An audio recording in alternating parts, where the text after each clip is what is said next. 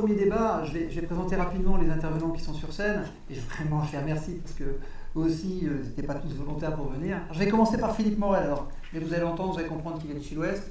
Le groupe Morel, c'est un groupe familial, fondé par Jean et Michel Morel. C'est 20 sites sur 8 marques autour de la région de Castres. J'avais tendance à dire qu'il est né dedans, qu'il est un peu passé par tous les métiers de la construction automobile. Également Valérie Guilin qui vient, j'aurais dû commencer par elle, excusez-moi. C'est notre avocate d'affaires qui va vous apporter un éclairage juridique sur la gestion que vous pouvez avoir avec vos fournisseurs, sur quelques questions qu'il faut se poser, puisque la réglementation a beaucoup changé dans la relation achat-fournisseur. Et c'est une spécialiste, elle est associée au cabinet Bourgeon, je crois, depuis sa création, spécialisée dans tout ce qui est constitution et suivi des sociétés et relations fournisseurs-distributeurs. Également sur scène, Édouard Gaudissart, que je remercie particulièrement parce qu'on n'a pas l'habitude de rencontrer les gens de PCR. Donc c'est le directeur de la structure achat de PCR qui gère environ 150 sites sur la France, 350 sur l'Europe. Il va vous parler un petit peu de l'approche qui a été mise en place dans le réseau propre depuis maintenant 5 ans, avec à côté la direction des achats de PSA. Sur son parcours, évidemment, il a eu différentes fonctions dans le réseau PSA, mais c'est un homme d'achat avant tout. Et puis Didier Pigelet, directeur général opérationnel du groupe Chopard, un homme de terrain. On a voulu avoir des représentants de toute taille. Nous devions avoir également un représentant d'une structure beaucoup plus petite, mais qui a eu des problèmes familiaux, qui ne pourra pas être avec nous. Mais je vais reprendre un petit peu les éléments qu'il voulait prononcer tout à l'heure. Donc une vision de grand groupe, de l'organisation de PSA, d'une structure un peu plus petite, mais peut-être avec une démarche assez intéressante. Donc comment va fonctionner ? Je vais un peu partir sur 3-4 questions un peu généralistes. L'organisation achat centralisée autonome par site. On s'est aperçu que dans les différents groupes, il pouvait y avoir ou une gestion des achats complètement centralisée, qui ne donnait aucune liberté aux différents sites. On a rencontré des groupes qui avaient plutôt une organisation achat gérée par métier, c'est-à-dire c'était le responsable après-vente qui s'occupait de façon transverse de tous les achats de l'équipement après-vente. Donc c'est une première question que je voulais leur poser. Est-ce que d'après vous, une organisation centrale est la solution et la meilleure organisation pour vos groupes de distribution, ou est-ce qu'il faut plutôt laisser la place au local ? On parlera un peu plus tard de la relation commerciale locale qui est très importante. Quelles sont un petit peu vos approches ? Est-ce qu'elles sont différentes ? Je vais peut-être poser la question à Didier en premier. Dans le groupe Chopard, comment est-ce que vous fonctionnez sur ce sujet ? On m'entend là ? Oui. Nous, globalement, aujourd'hui, on a une organisation centrale d'achat, c'est-à-dire que toute demande d'investissement supérieure à un certain montant, pour être clair, 1 000 €, fait l'objet d'une demande d'achat auprès de la direction du groupe. Très clairement, c'est vraiment le fonctionnement. Après, on a bien sûr des contrats cadres pour tous les contrats importants, type vêtements de travail, type lubrifiant, type pneumatique, bien sûr. Enfin voilà, donc tous les contrats importants, la peinture, sont centralisés. Après, on laisse encore l'autonomie sur les sites, sur certains contrats, qui ne sont pas des contrats. Je prends l'exemple le copieur, qui peut nécessiter quand même une réciprocité locale quand même importante. Mais globalement, c'est relativement centralisé, absolument. Peut-être l'éclairage sur PCR ? Donc, bonjour à tous. Alors, juste avant de répondre, peut-être des éléments de contexte. PCR est en pleine restructuration. Retour à la rentabilité fin d'année prochaine, sous l'impulsion de Jean-Philippe Imparato. Donc moi je suis arrivé il y a 1 an, j'étais auparavant dans les achats projet véhicule, industrie grande série. La feuille de route qu'on a aujourd'hui aux achats PCR, elle tourne autour de 4 sujets. Les frais généraux, effectivement avec une mutualisation maximum des principaux contrats cadres sur les frais généraux, le VO, le virage du digital, le contact center, le CRM, et la pièce de rechange avec le développement de nos plaques pièces de rechange et l'amélioration, voire une amélioration très significative des conditions d'achat de nos pièces de rechange. Donc on parle de l'huile, les pneumatiques et au-delà. Voilà. Donc effectivement, on est en pleine restructuration. Donc on veut centraliser un maximum tous les achats mutualisables au niveau d'un pays, au niveau européen, au minimum au niveau d'une ville. et effectivement une certaine autonomie donnée au point de vente sur des achats qui ne sont pas mutualisables au-delà d'une plaque vide. Donc ce n'est pas une question du montant de l'investissement? Donc il y a le montant d'investissement qui détermine effectivement la centralisation ou pas, mais il y a surtout la notion de mutualisation. Est-ce que c'est un achat récurrent ou est-ce que c'est un achat mutualisable au-delà d'une ville ou pas? Vous faites un événement porte ouverte où vous devez acheter un traiteur, vous devez acheter une prestation d'entretien chez un plombier ou autre, c'est de l'achat local. Vous achetez traitement des déchets, vous achetez des prestations d'hôtesse, c'est des choses qu'on peut retrouver un petit peu partout en France. Ça, c'est clairement mutualisable avec des contrats cadres centralisés au meilleur niveau. Donc on voit des organisations assez similaires dans les deux groupes, enfin, deux organisations, mais qui définit à un moment donné que ça devient du national ou c'est du local? C'est le directeur de site? C'est la direction des achats qui a défini ce cahier des charges? Alors ça, on est dans une phase de transition où auparavant on avait effectivement chaque établissement, chaque plaque qui était très autonome sur beaucoup de choses. Là on est plutôt en train d'aller chercher de l'efficience, de l'efficacité. Donc aujourd'hui on a identifié un certain nombre de sujets, donc en gros les plus gros enjeux, les plus grosses prestations, qu'elles soient d'un point de vue en montant en euros ou en termes de sensibilité au commerce. Un contact center, un call center, c'est pas des choses qu'on peut négocier comme ça tout seul dans son coin. Et puis donc là aujourd'hui on a défini effectivement par rapport à des seuils, donc je rejoins effectivement mon homologue du groupe Chopard sur ce sujet. Philippe, petit éclairage sur le groupe Morel. Ça y est? Bonjour à tout le monde. Oui, effectivement, mon accent, sans que je vienne du Sud-Ouest. Quand je vis à Paris, régulièrement, on me dit « vous n'êtes pas d'ici ». Je suis un perspicace. Donc oui, pour reprendre ce qui a été dit, nous fonctionnons de la même façon, bien sûr, encore à moindre échelle. Nous avons une micro-centrale d'achat qui a vocation à centraliser l'ensemble des achats, quels qu'ils soient, avec un minimum de 300 €, je crois. Après, on laisse la liberté, cartouche d'encre, enfin, on ne va pas rentrer dans le détail du détail, mais nous avons validé un certain nombre de fournisseurs et en privilégiant souvent le local.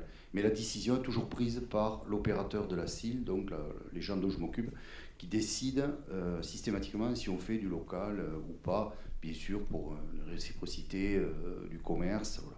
Après, nous avons des contrats cadres avec différents fournisseurs, style pont élévateur, équilibrage, etc., ou bien sûr Unicap, dans la majeure partie des cas pour le matériel de garage,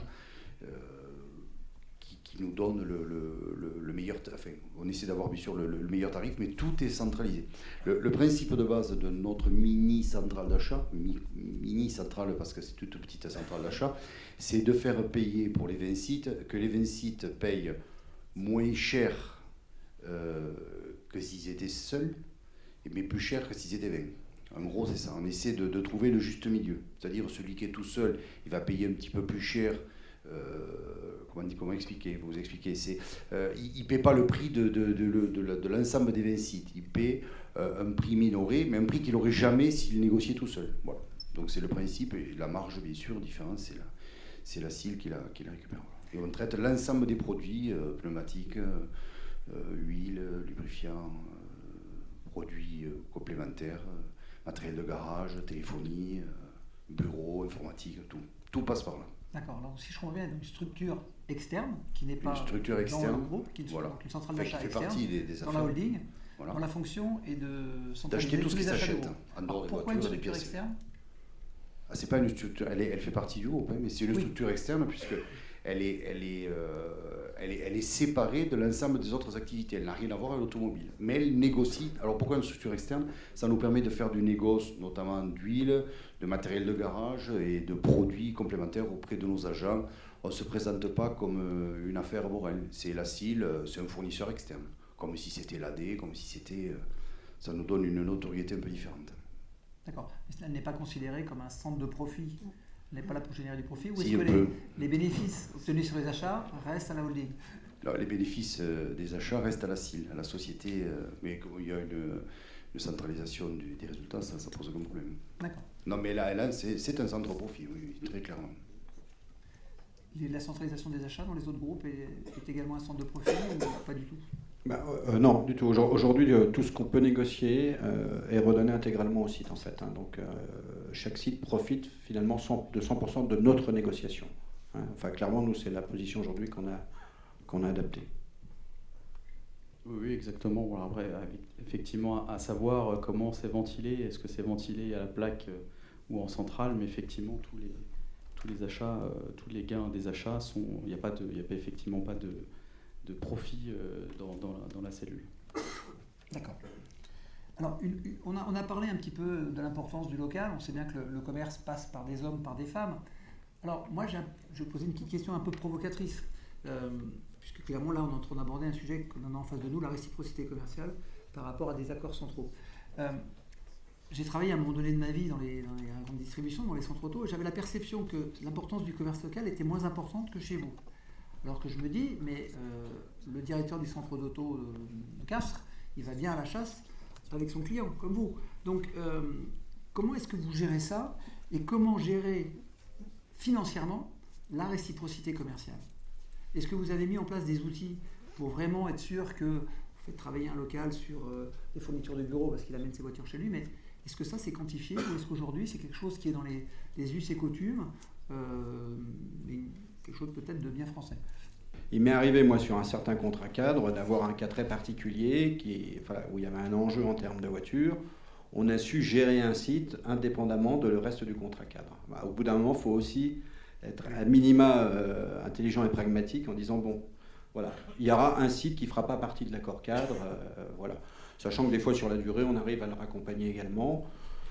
Après, quand on a des groupes de distribution où on est quand même répartis sur des régions différentes, tous les fournisseurs aussi, on essaie de les mettre aussi dans les contrats cadres en disant tiens, tu vas pouvoir faire ta proposition au niveau du groupe, mais souvent ils n'ont pas la dimension pour pouvoir effectuer la prestation sur l'ensemble de notre territoire.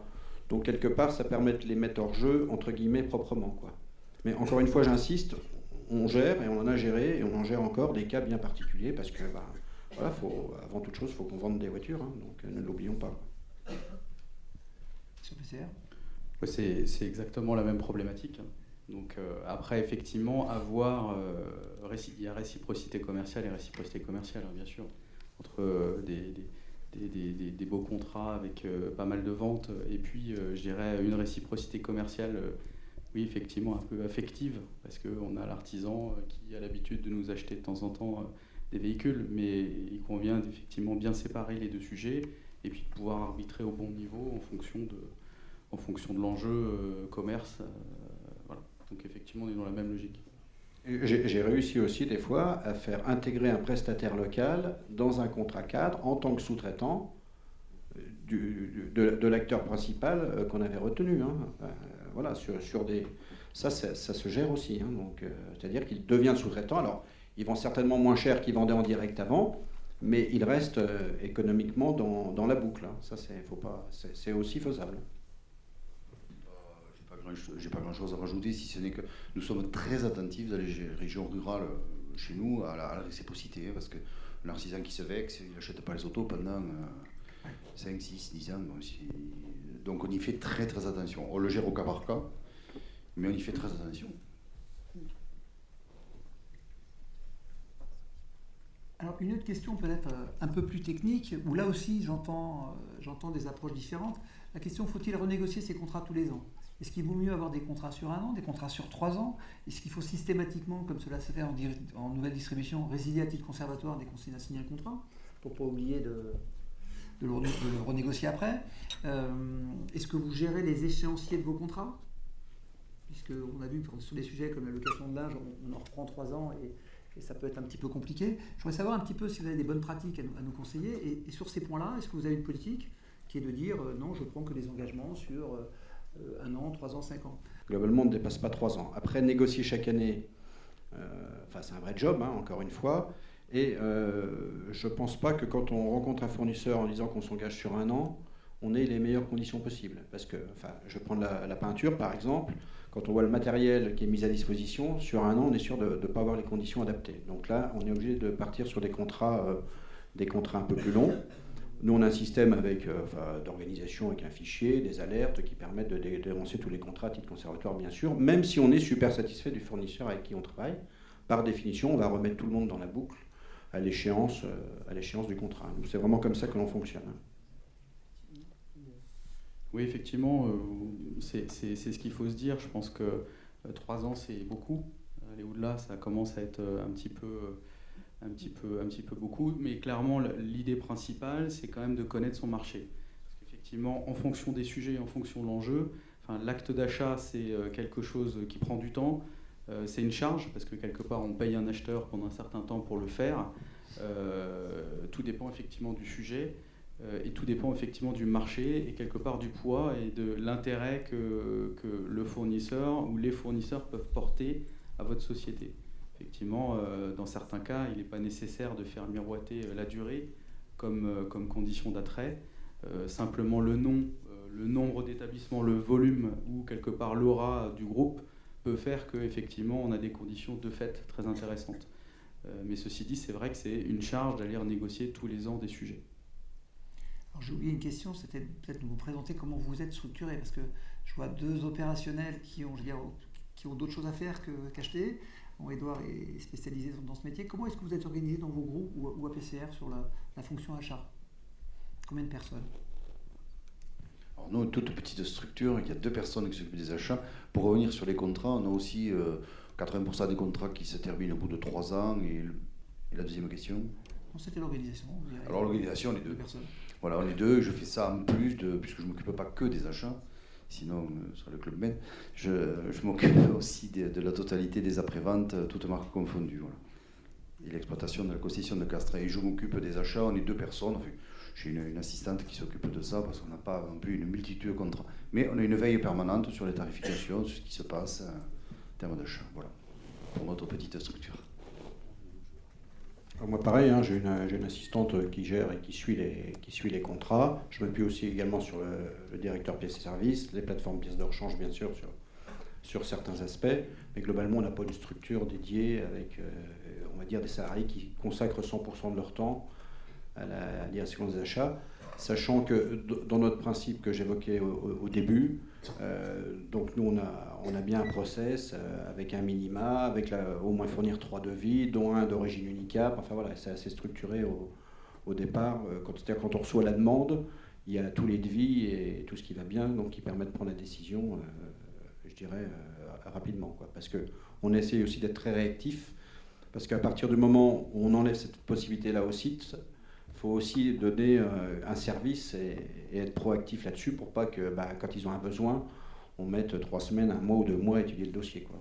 Hein, on essaye par rapport à ça de rester très réactif. Et dans le processus de décision du choix des fournisseurs, les responsables métiers transverses interviennent? Comment ça se passe? Sur la partie pièces et services, bien sûr, ouais, absolument. Ouais. Hein, là, clairement, oui, on demande. Encore une fois, on ne maîtrise pas tout, hein, donc on s'appuie sur les gens dans le groupe qui maîtrisent le mieux certains sujets, hein, très clairement. D'accord. Alors PCR, je pense que l'organisation est un peu différente. Alors effectivement, PCR, c'est un petit peu différent. On a une organisation achat, alors on a une équipe achat dédiée à PCR, hébergée au sein de la direction des achats du groupe PSA. Donc c'est 7 personnes en Europe, 4 personnes en France. Donc, je dirais 3 niveaux pour aborder chacun des sujets. Un premier niveau qui est comment je vais aller capter les meilleures conditions d'achat du groupe avec potentiellement une vision monde. Donc, typiquement, on parle de téléphonie, on parle de gros achats énergie, etc. Donc, pour aller capter des conditions canon. Donc, mutualiser avec le constructeur. Donc ça, c'est le job aussi de l'équipe, d'aller chercher cette performance là où elle est, dans le groupe. Un deuxième niveau qui est l'achat au niveau du groupe PCR, donc avec une mutualisation maximum des achats et de proposer des solutions et des conditions, parce qu'il n'y a pas que du prix, il y a des conditions aussi qui peuvent être adossées. Et puis après, effectivement, derrière, un certain nombre d'autres sujets où on s'appuie en local sur chaque ville, sur des interlocuteurs locaux qui ont la charge de déployer des contrats cadres ou acheter gérer un certain nombre de prestations ou de produits tels qu'ils sont convenus en local. Alors, je crois savoir que vous adossez aussi aux équipes achats de PSA, évidemment. Alors, quelle est un peu la limite entre un choix stratégique direction des achats PSA et un choix PCA? Est-ce que vous avez capacité de temps en temps de faire un choix différent? Aujourd'hui, oui, et de plus en plus. Compte tenu de ce qui est demandé par la direction générale et Jean-Philippe Imparato, on doit, et ça c'est ma mission et la mission de mon équipe, d'aller proposer les meilleures conditions d'achat à l'image de ce que peut représenter PCR sur le business. Donc ça veut dire qu'aujourd'hui, on a énormément de discussions avec mes collègues constructeurs pour potentiellement se dire est-ce qu'on fait chacun de son côté? C'est possible. Donc on a le même chef tout au-dessus, mais aujourd'hui on a une telle pression pour un retour à la rentabilité qu'aujourd'hui on ne s'interdit rien. Et c'est assez passionnant d'un point de vue achat. Vous gérez une masse achat de quel volume? Alors c'est 250 millions d'euros en frais généraux et puis c'est plus de 500-600 millions d'euros d'achat pair. Donc c'est des montants assez significatifs sur lesquels, quand on les traite correctement, on peut aller chercher la performance. On parle de la France ou de l'Europe là? Europe. Alors, une autre question, vous avez compris que je vais être toujours un petit peu spécialiste des questions tabous.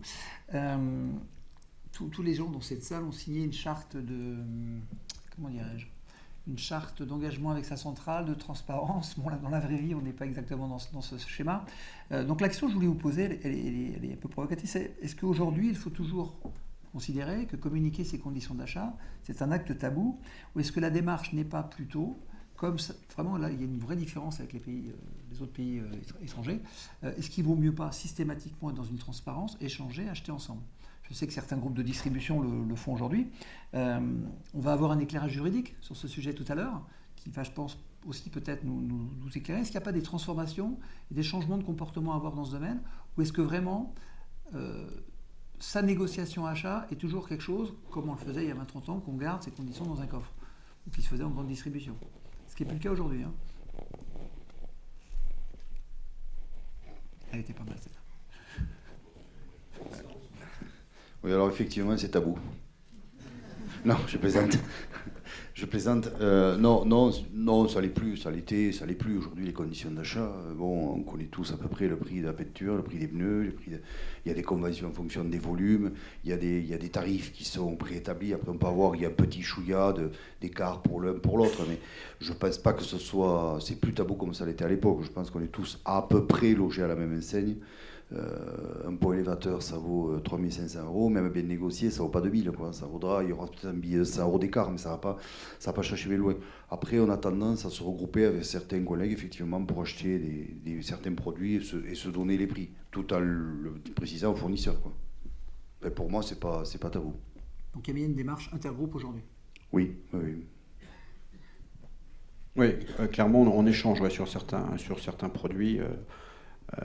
Voilà. Après, sur les contrats plus lourds, déchets, peinture, je pense qu'aujourd'hui, chacun a ses conditions et communique beaucoup moins que sur du matériel d'atelier où, à peu de choses près, on sait tous le prix comme le disait mon collègue, on sait le prix qu'on paye. Mais c'est vrai, bon, c'est pas 100% transparent. Faut quand même être clair, quoi. Bon. C'est vrai que ça reste un tabou. Avant de venir chez PCR, on a travaillé avec General Motors dans le cadre d'une Joint Purchasing Organization.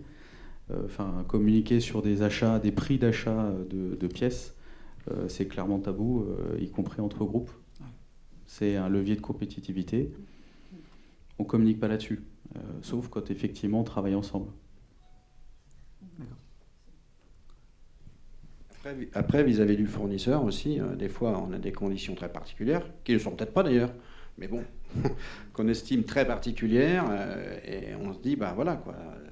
Nous, on lui dit, ça ne sort pas d'ici, et puis, bon, quelque part, si derrière, on ouvre la porte, et puis qu'il ne tiendra peut-être pas sa langue, vous voyez ce que je veux dire. Donc, voilà, c'est pour ça qu'on garde quand même cette petite confidentialité sur sur certains produits, clairement. Enfin, moi je le dis, aujourd'hui, c'est pas 100% transparent, et encore une fois, ça ne me choque pas. Hein. Et de la même façon que vous êtes maintenant en majorité multimarque, comment est-ce que vous gérez des prix qui arrivent par différentes marques? Vous pouvez avoir un accord de prestation de, je sais pas, sur mise en conformité, climatisation qui arrive chez PSA, une qui arrive chez Opel, une qui arrive chez BMW. Comment est-ce que vous gérez un petit peu toutes ces informations? Est-ce que c'est les chefs de service qui vous les remontent, ou alors est-ce que systématiquement tout ce qui arrive des marques est centralisé dans vos organisations achats?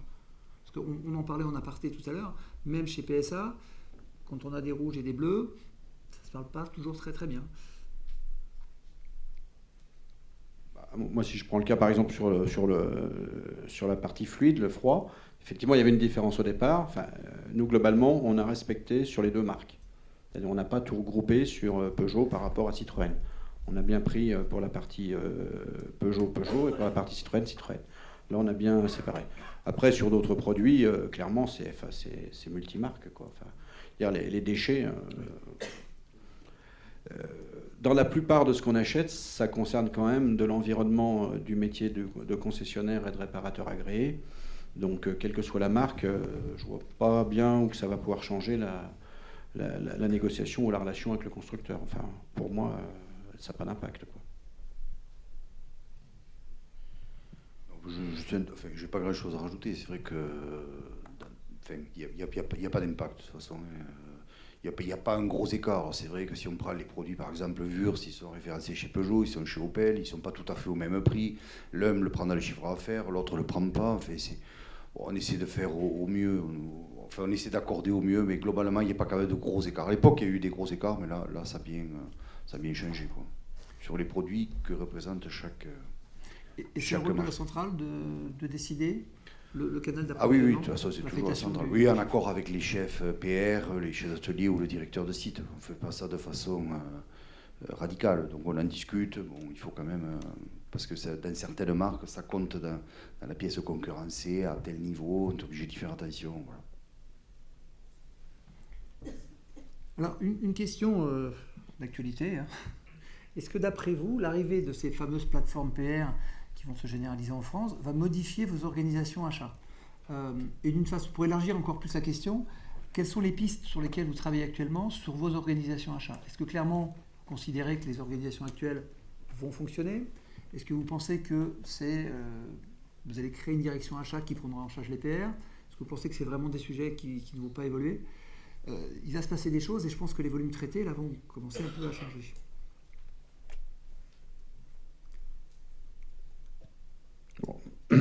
Nous, on a déjà une plateforme sur le nord du groupe, bientôt une deuxième qui ouvre prochainement. Donc on est déjà bien centralisé par rapport à ça. C'est-à-dire aujourd'hui, tout ce qui est lube, tout ce qui est achat extérieur d'origine pièce de rechange, tout ce qui est outillage, on va dire, passe aussi par la plateforme. Donc déjà, il y a une réflexion. D'accord. Après, je sais qu'il y en a qui ont instauré une centrale d'achat directement sur la plateforme pièce de rechange. Oui, la réflexion est ouverte très clairement. Hein, donc c'est évident que les pièces de rechange et tout ce qui va autour étant important en termes de volume, on peut imaginer d'aller plus loin, c'est-à-dire demain acheter la papeterie depuis la plateforme pièces de rechange, pourquoi pas. Ce n'est pas notre cas aujourd'hui, hein, mais c'est vrai que ça peut ouvrir d'autres horizons en termes d'organisation de décision par rapport au poids que représentent demain ces plateformes. Alors nous, on n'a pas de plateforme. Nous avons candidaté pour avoir une plateforme, mais dans l'immédiat, l'arrivée des plateformes de distribution PR a changé le comportement de nos concurrents qui n'auront pas de plateforme.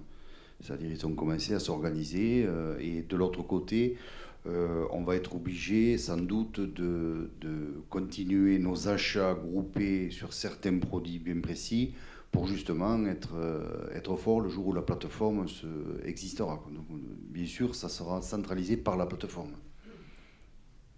Quand je dis des achats, on est encore plus en concurrence. Alors, je ne parle pas des pièces, hein, en concurrence sur les pôles élévateurs. Ça a rendu beaucoup plus agressif les AD, les Géauto et consorts. Hein, voilà. Sur ces produits-là, bien sûr.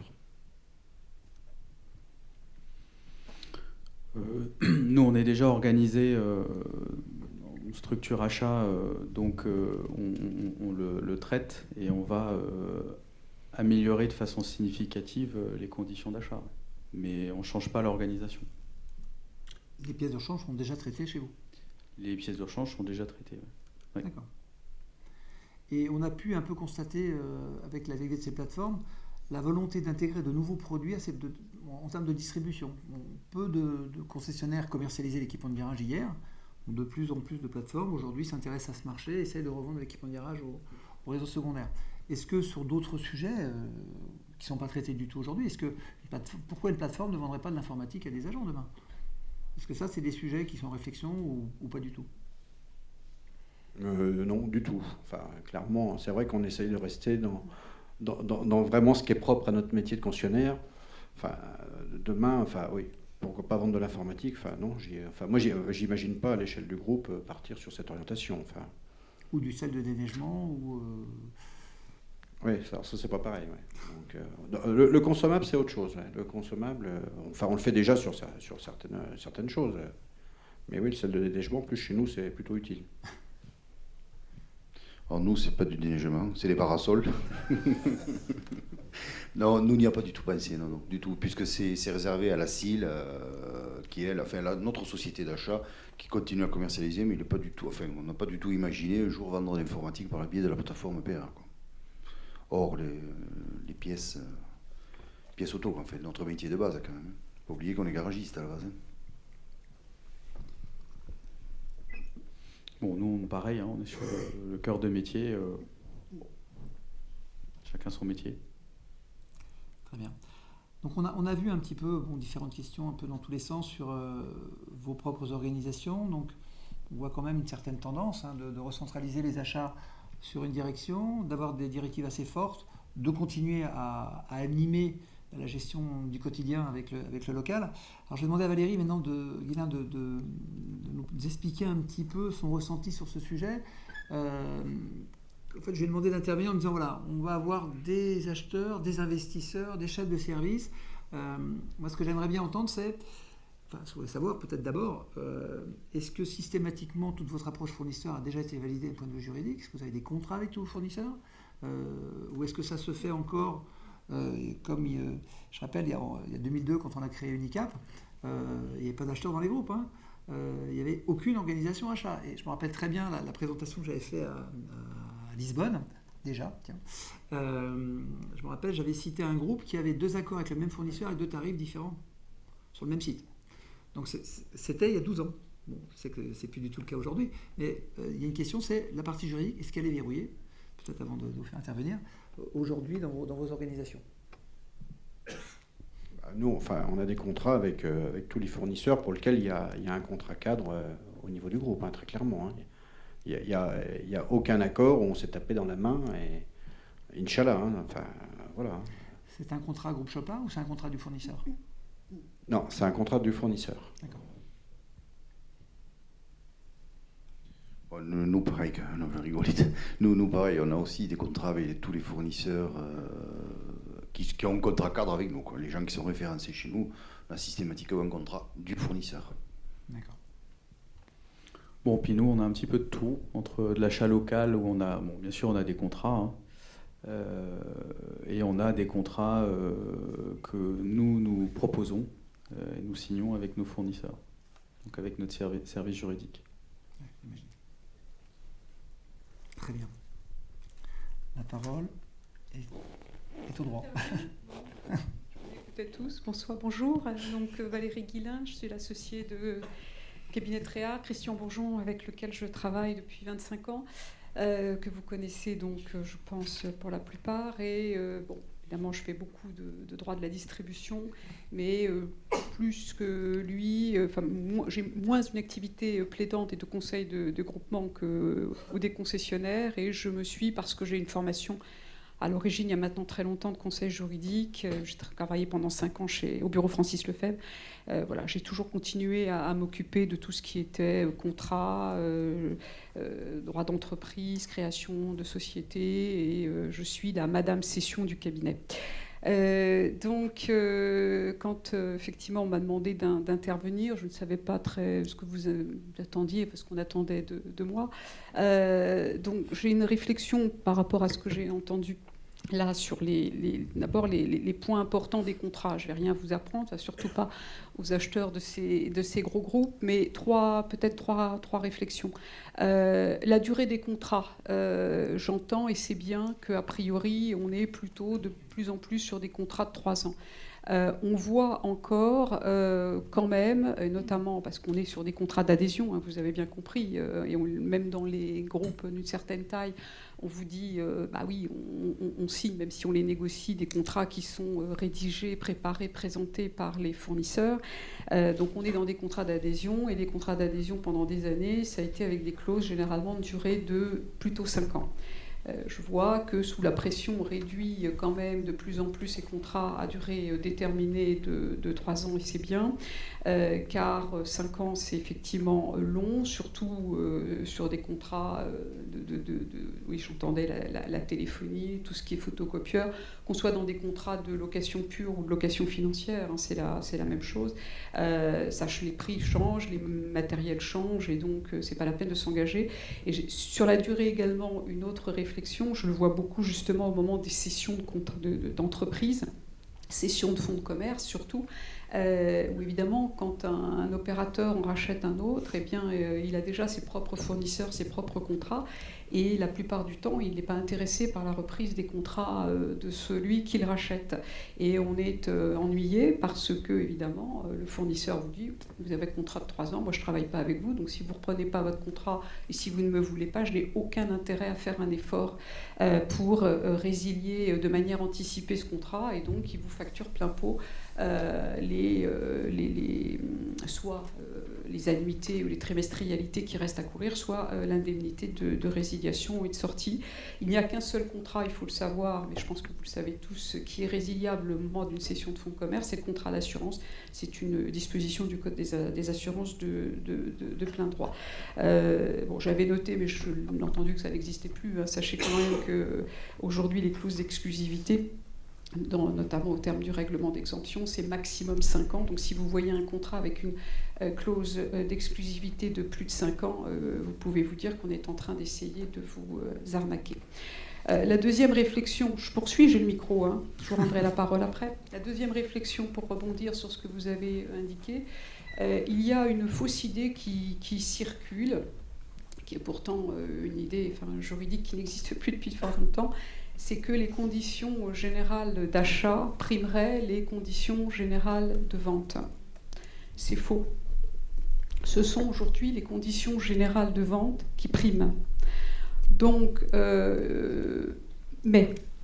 donc c'est un élément important, mais rien ne vous empêche, car ça n'est pas une disposition d'ordre public, au moment où vous négociez avec un fournisseur qui vous présente ses conditions générales de vente, de lui dire c'est très bien cher ami, mais si vous voulez négocier avec nous, si vous voulez conclure un contrat, a fortiori si vous représentez une force importante avec 10, 15, 20 ou 36, vos conditions générales de vente ne me plaisent pas. J'ai des conditions générales d'achat. Alors le fournisseur va vous dire moi les vôtres ne me plaisent pas non plus, et on se met autour d'une table et on négocie. Mais sachez qu'en l'absence de négociation sur vos conditions générales d'achat, ce sont les conditions générales de vente, s'il en existe, de votre fournisseur qui va primer. J'entendais une seconde chose sur la confidentialité la plus totale des accords. Eh bien, en principe, c'est totalement illicite pour ne pas dire illégal. Enfin, illégal pour ne pas dire illicite. Depuis maintenant une dizaine d'années, les négociations, plus exactement le fournisseur, doit rendre public toutes ses conditions tarifaires, toutes ses conditions générales de vente. Il peut y avoir des accords particuliers par, type d'entreprise ou type d'accord, mais celles-ci doivent être publiques. Et doivent être, pouvoir être communiquées. Et vous avez parfaitement le droit de demander à votre fournisseur de vous communiquer les conditions particulière qu'il a négocié avec tel ou tel opérateur du même type d'activité que vous. Donc je suis toujours étonnée de voir que cette pratique dans le commerce n'existe pas. Excusez-moi, donc si je comprends bien, je suis embêté pour vendre mes pneumatiques, Oui. je peux demander au fournisseur, Oui. je ne le citerai pas, de pneumatiques, de me donner les conditions Oui. d'achat de mon premier concurrent Oui. sur mon territoire. Oui, oui. Alors, il peut toujours y avoir des conditions particulières, et je terminerai là. Évidemment, en fonction de données très particulières, c'est là-dessus que les fournisseurs et même les acheteurs se retranchent, en disant j'ai un accord particulier parce que je vais avoir X quantité qui va être achetée sur une période de 2 ans, 3 ans, parce que j'ai X site, etc. Mais normalement, les tarifs en fonction des quantités de vente doivent être également publiés dans le cadre de la grille tarifaire. Voilà, bon, je m'arrête après peut-être sur les conditions. Alors ça c'était un peu la tendance déjà de la blog allant, mais aujourd'hui, de gros peut-être sur Macron et. Alors, la loi Macron n'a pas de disposition tout particulière sur ces conditions-là. La loi Macron est intervenue sur des problèmes de renforcement des délais de règlement, mais en matière véritablement de conditions générales de vente, conditions générales d'achat, la loi Macron n'a pas de disposition qui nous intéresse ici. Mais surtout, enfin, je ne cesse de le répéter, hein, qu'on s'enlève cette idée que les conditions générales d'achat priment.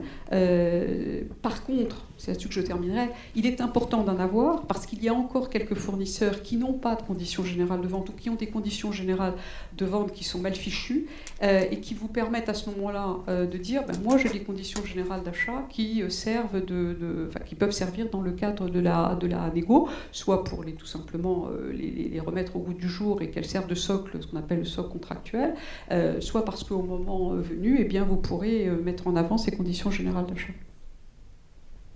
Très bien. Des commentaires sur la partie juridique? Alors, merci à tous. Alors, on est parti sur un format 45 minutes qu'on vient d'atteindre. L'idée étant de pouvoir garder 5-10 minutes s'il y a des questions dans la salle, que ce soit un peu plus interactif par rapport à tout ce qui a été évoqué maintenant. Donc, on a parlé des organisations, on a parlé un petit peu de la philosophie des achats, on a parlé du côté juridique, et je pense que c'est un éclairage très intéressant. Est-ce que par rapport à ce qui a été dit et votre métier au quotidien, il y a des questions dans la salle? Comment êtes-vous sûr d'avoir le bon prix dans vos organisations?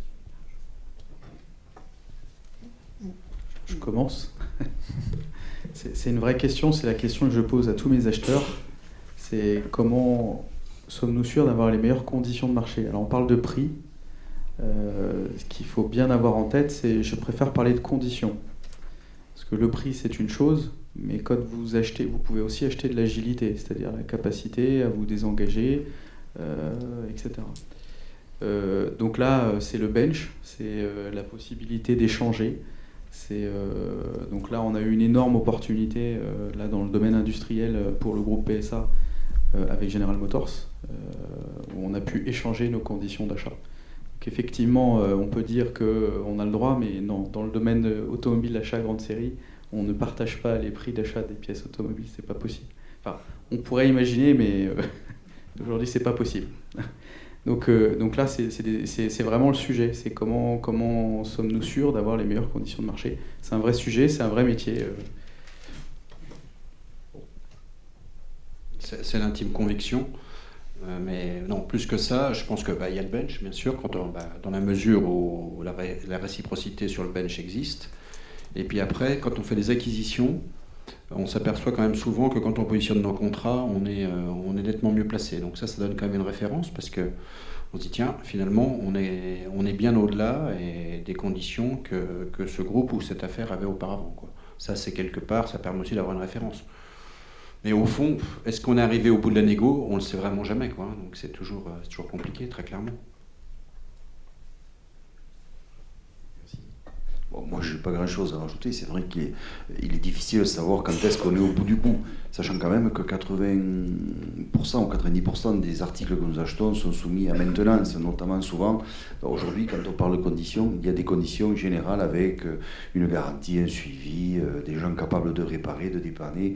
Alors, on met tout en balance, un petit peu comme les appels d'offres. Donc. Mais le vrai prix, aujourd'hui, on ne le connaît pas réellement, quoi. Aujourd'hui, je ne sais pas. Oui, effectivement, quand on se compare avec d'autres d'autres collègues ou confrères, on arrive à situer.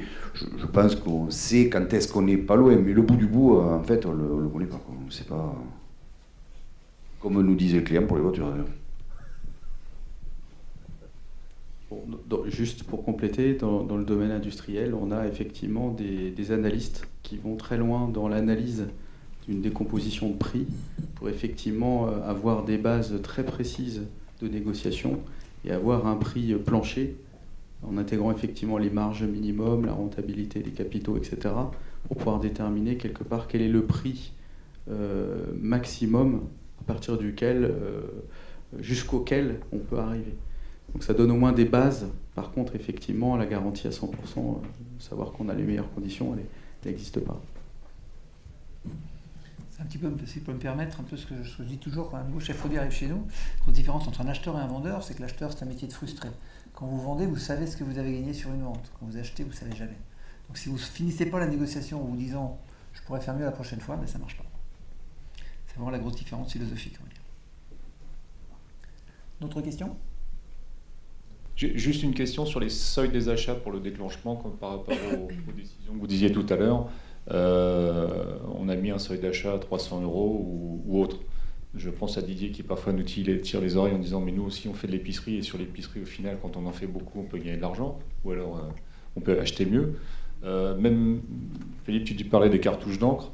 Est-ce que vous avez des achats de fréquence au final qui sont des petits montants mais sur lesquels il ne faudrait pas intégrer un contrat cadre les cartouches d'encre, fois X cartouches d'encre par mois sur l'ensemble des sites, ça fait des contrats. Est-ce que vous les laissez individuellement à la disposition de chacun ou est-ce qu'il ne faudrait pas les centraliser ?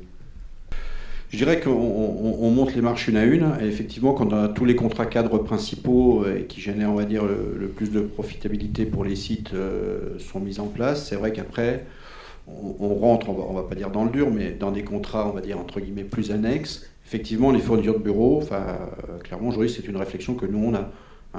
Parce qu'à l'échelle du groupe aujourd'hui, c'est sûr qu'on a des vraies économies à faire. Après, on en revient toujours à la question numéro 2 sur la réciprocité. Des fois, il y a également des gens qui font de la fourniture de bureau, qui font aussi le copieur, qui font beau. C'est pas évident, c'est toujours des sujets un petit peu délicats. Mais oui, on a certainement matière encore à gagner des euros sur des contrats comme ça, je dirais ce que je vais appeler plus vagues, parce que c'est vraiment le mot, mais qui associés font beaucoup d'euros, clairement. Comme dirait Valérie, j'en profite parce que j'ai le micro. Deuxième question sur la réciprocité, justement. Au regard de la réalité des marges dans notre métier de la distribution automobile, quand vous dites vous regardez réellement l'intérêt de l'intérêt commercial par rapport à la réciprocité, vous calculez réellement ce que vous gagnez en marge par rapport à un client, par rapport à l'économie que vous pourriez réellement faire ? Non, clairement non. Je reviens sur la remarque que vous avez faite tout à l'heure par rapport à l'artisan qui achète un boxer tous les 5 ans. Enfin, on n'est pas dans la réciprocité commerciale. C'est plutôt un enjeu qui représente un certain nombre de voitures. Mais là, elle est additionnée, la marge à la voiture, la prime qualité qu'on a touchée, l'IPC éventuel. Non, on ne va pas jusque-là, très clairement. C'est plutôt le ressenti client et l'échange qu'on va avoir avec le patron du site et l'enjeu que ça a représenté, parce que peut-être que derrière il y a de la prévente aussi, peut-être, voilà, il peut y avoir beaucoup de choses qui peuvent rentrer en ligne de compte, quoi. Pour la deuxième question, je suis entièrement d'accord. On est incapable de mesurer la marge restante sur un boxer et pour un moyen d'ascenseur. Par contre, par rapport à la première question, faire très attention. Effectivement, les achats de petites fournitures peuvent être souvent des risques de dérapage. Alors, pour exemple, on a un comptable qui écrit avec un bic cristal qui vaut bon an mal an 15 centimes et l'autre il va utiliser le Stadler à billes qui vaut 6 €. Donc aujourd'hui, ce que j'ai fait pour ma part, pour la petite papeterie, j'ai fait non seulement un contrat cadre, mais j'ai fait une grille cadre. C'est-à-dire ils ont le droit d'acheter tel stylo, telle gomme, tel...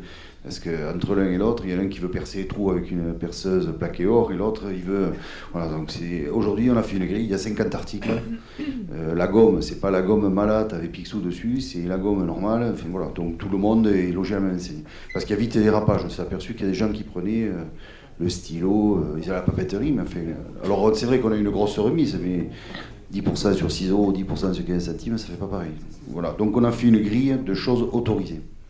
J'ai même entendu il y a 10 ans un groupe avec une énorme rentabilité qui avait fait une trousse pour les collaborateurs. Donc il y avait une trousse et pour avoir un stylo à la place, il fallait ramener l'ancien. Ouais, nous, on l'appelait Trousseau. Eh bien, écoutez, je vous remercie. Bon, voilà, quelques éclairages sur les achats. Je pense que la seule conclusion qui peut sortir de cette conférence, c'est que c'est un métier complexe, il n'y a pas de vérité, que chaque groupe met en place sa propre méthode. La seule certitude quand même que j'ai, sujet dont on débattra tout à l'heure, c'est qu'il y a certainement des axes d'amélioration ensemble, déjà pour partager nos méthodes, déjà peut-être pour trouver quelques chantiers à monter ensemble. Mais je crois que c'est un chantier important. C'est vrai que je me rappelle également, il y a 12 ans, je disais... attention, on parle beaucoup de vente, mais peu d'achat. Je rappelle qu'une marge, c'est bien la différence des deux. Donc c'est plutôt encourageant de savoir qu'il y a des énergies à trouver ensemble. Et puis je voulais vous remercier encore à nouveau, parce que l'exercice n'était pas si facile. Je vous ai un petit peu provoqué, j'étais un peu vous chercher aussi il y a très peu de jours, certains. Donc je vous remercie vraiment de cette spontanéité, et puis merci particulièrement peut-être à PCR et à Virginie, parce que ce ne sont pas des intervenants qu'on a l'habitude de voir, et j'espère qu'ils vous ont amené un éclairage un peu différent sur votre vision des achats. Merci.